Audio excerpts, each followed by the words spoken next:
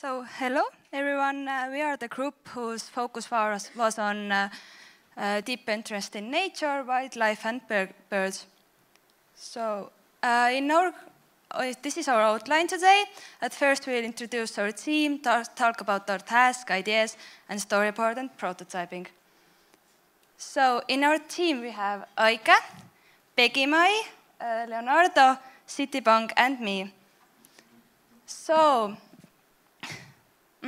our purpose of this project was to analyze the problems of tourism here in Estonia, and therefore we focused on the Western European tourists with deep interest in nature, bird migration, wildlife spotting. So bird watching in Estonia is really like a niche activity, which means the target group is really small.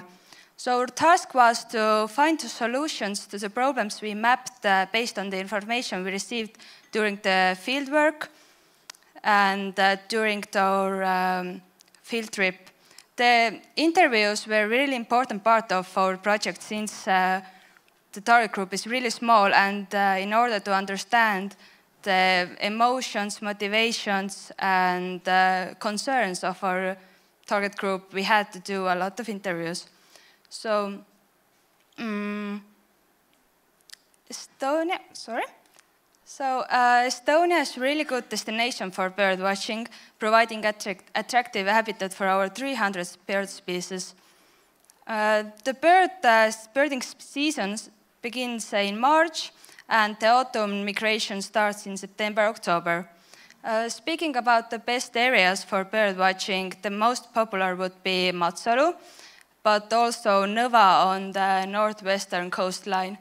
Also, the meadows near Peipsi and Võrtsjärv in the south are also good places. Yeah, good morning also from my side. So now we come to the summary of our fieldwork and the customer journey. So you know this model already if you paid attention in the beginning. It's the double diamond model, and we are in the part of exploring insights to the problem. So first we started with our field trip, and the organization was pretty similar when you book any other trip, but we quickly found out that even from Tallinn, from the capital, it was not very easy to go to Matsalu National Park by public transportation. So also we had to get a car. And in the trip planning, we had no problems with English. So either the host or the guide or the persons we contacted could speak English. So there was not a big issue in the first place.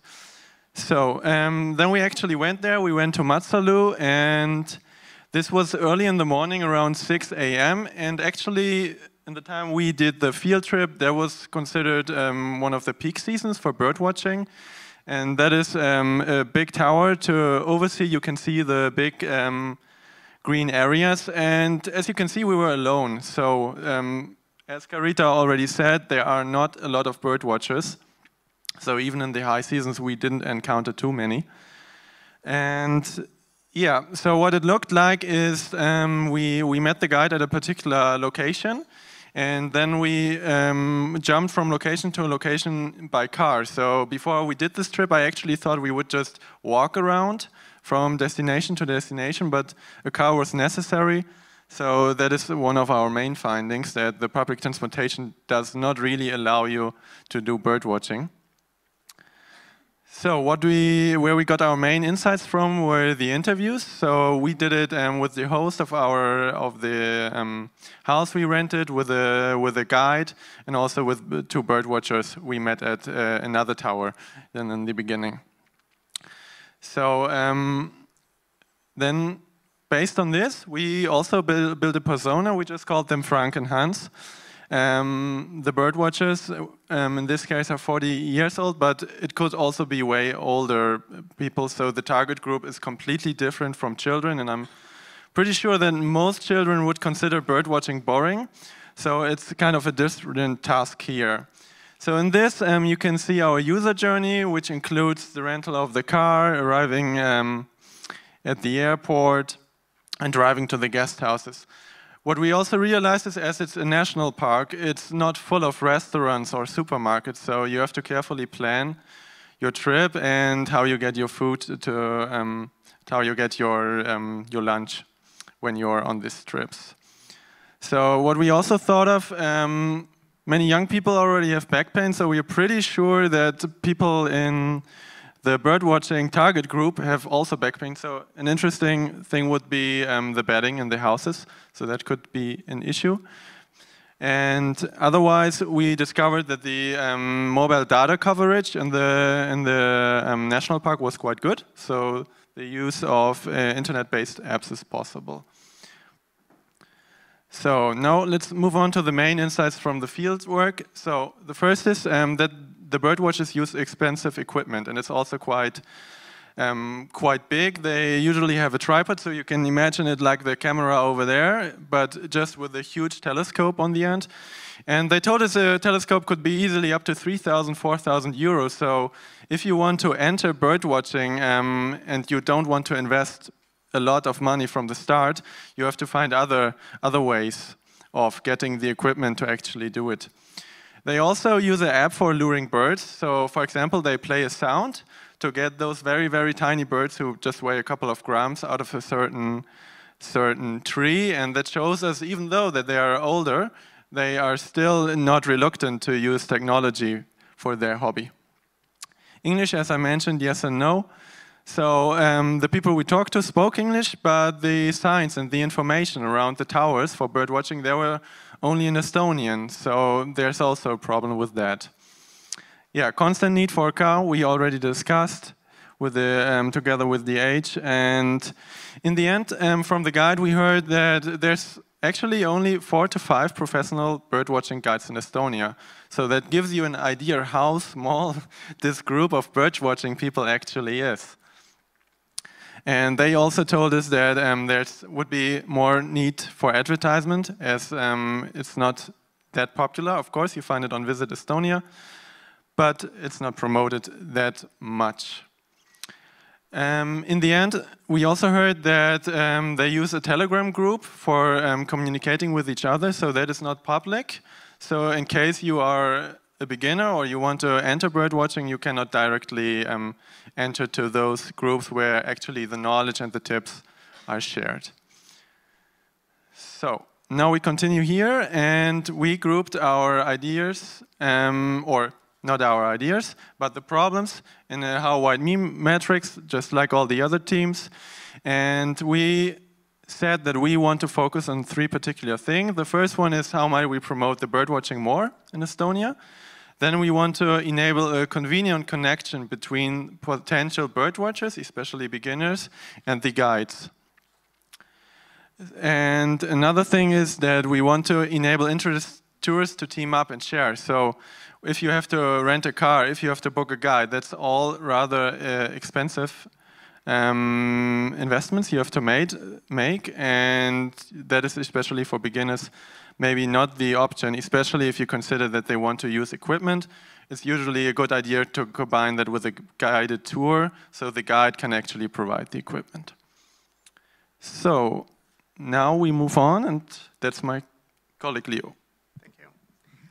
Okay, based on the insights that we found in the field trip and also about the interviews that we conducted with the bird watchers in the field, we identified that the bird watchers are senior travelers who want to connect to other people in order to share knowledge. They are like a type of collectionists that they capture or collect photos of the birds, sounds of the birds. They want to like share also like the main spots here in Estonia or in another countries like Spain. So one of the aspects that bird watchers have here in Estonia is that Estonia is the second spot more important in Europe. So, but the problem that they have is that they don't have any interactive platform to share the knowledge or to share these experiences. So we focus on enable a platform to interact with each other. So For this thing, to develop our idea, we do a brainstorming with different perspectives. One is with startup mindset. Another one is like to have like unlimited resources, and the other perspective is to have just 24 hours to develop a solution. After that, we systematized all the solutions, and we came up with 5 possible solutions. We assess what or these solutions have great impact or how difficult or easy is to implement this solution. We identified that websites and platforms, it could be a great impact. Actually, many bird watchers use Telegram or certain like, not like a unified platform for exchange knowledge. So after that, we decided to analyze or do a benchmarking with different platforms, essentially Facebook, Couchsurfing, and also how the services of Google Maps could work with our application, and we identify certain key functionalities. But the problem is that we have a lot of functionalities because it could be like a really thorough application for interact with each other. So after this list, we just contact again guides in order to get more insights, and we define certain key features for the application. So now we're going to move to the storyboard and the prototype itself. We would like to start, we have 2 storyboards. First is a Hans, he's 50 plus, and he's a professional bird watcher who is very curious. And he's curious about the bird watching and the wildlife at all. So first of all, he wants to find out, is there anybody who wants to also do bird watching maybe tomorrow with him and share the experience? And he also messaged this person, and he used the function nearby, and he finds out that this person is available tomorrow or next days, and he also knows about other species. So he's also in Matsalu like for 2 days, and he wants to hang out like in the evening with somebody and share his experience. So he also can use this application like to hang out with somebody, and he realized that so he will tomorrow travel with somebody, do bird watching, and also hang out in the evening with another person too, to share the bird watching experience. Another one is a Frank. He is 50 plus. He's a semi-professional bird watcher, and he wants to explore bird watching in Estonia, and he needs a guide, and also he wants a tour. So he used a platform like an application in order to check who is available. And application gives that here's one guide who has good reviews, his experiences, and also he finds that he doesn't need to bring any equipment. So it's easy for him to travel. And then he finds that the trip is suitable for him, and he realizes that he will be with somebody there, and he will sign up for the trip itself.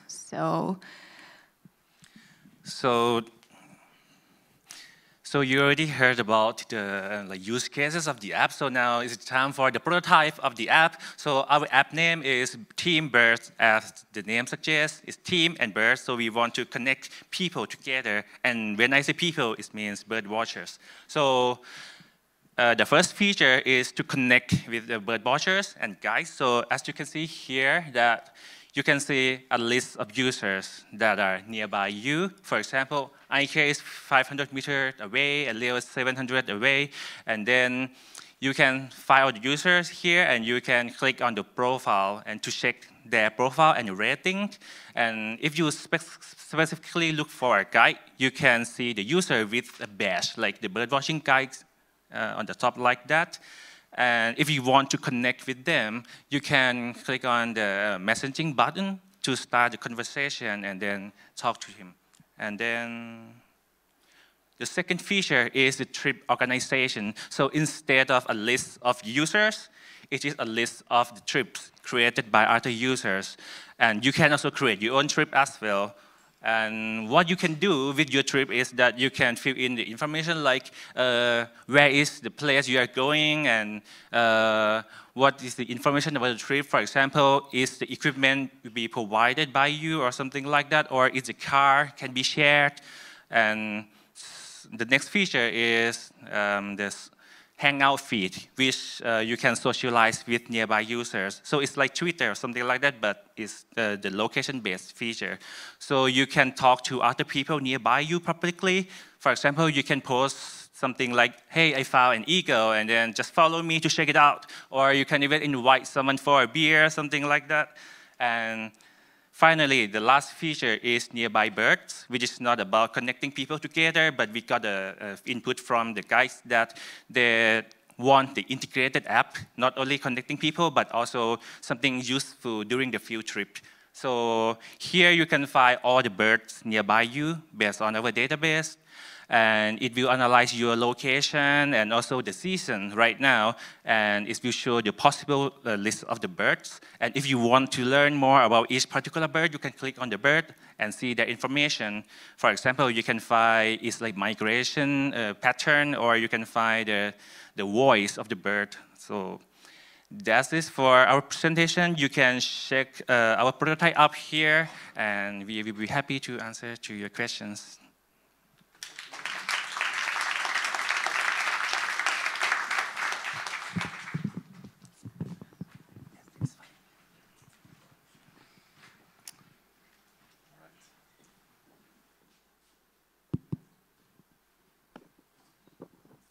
Hello. In the very beginning, you showed the best bird watching areas in Estonia. How did you find them? We got the information from the guys. We found it on the internet. We spoke with people who do it as a hobby. So that's where this information comes from. There were no islands mentioned as birdwatching sites.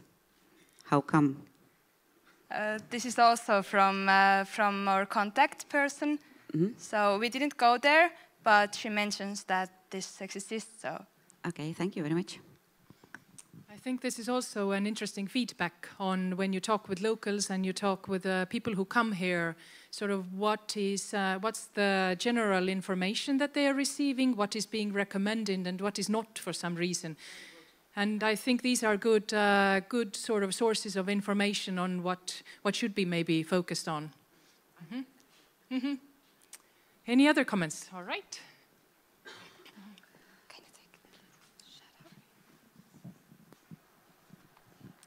Hello, I'm Elin.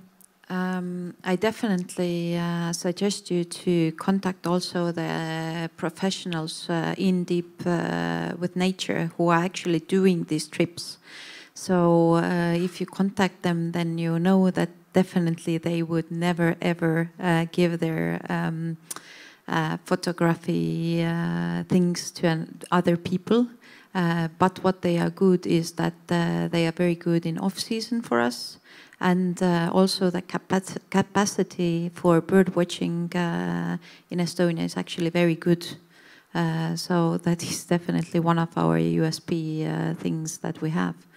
So yes, actually before making the suggestions, I would recommend to get a better overview of people who have been doing it 10 plus years to get the real situation of the market.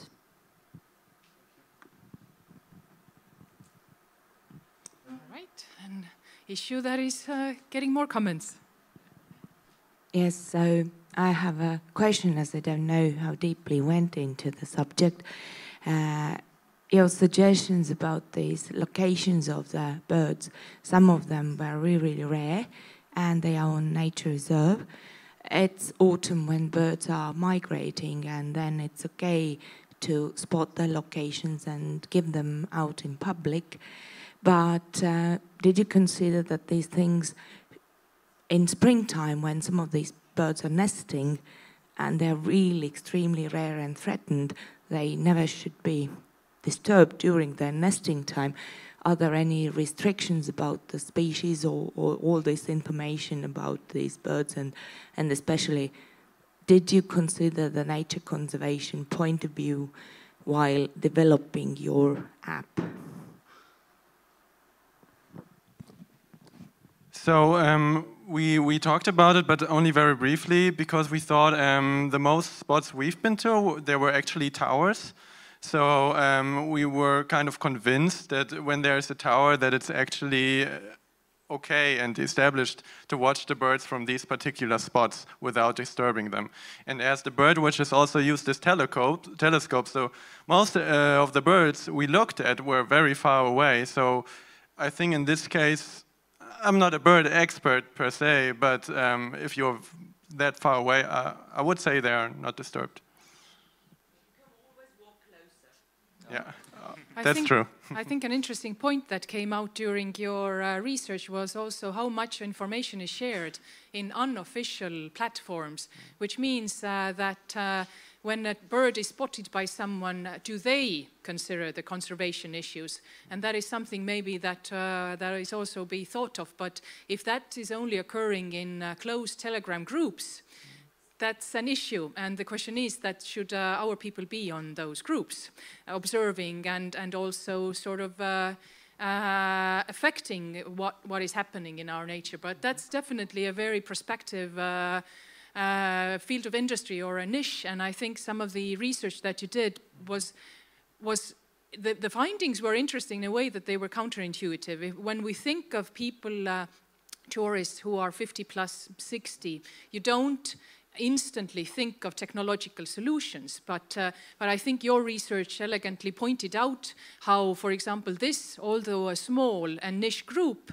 while very often they are older than 50, they are still very tech savvy. So, which means that a lot of the solutions created and advertising and all such things should take into consideration that they are using social media, they are using apps, and all these other, plus the equipment, of course, that they are carrying. But I think an interesting point that you also brought out during our conversations is that right now, really, the typical persona is more well-off traveler.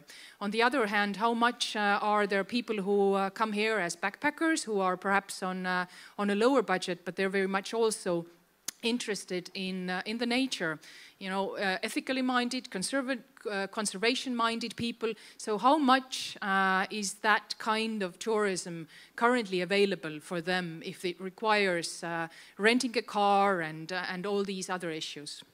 Any other comments?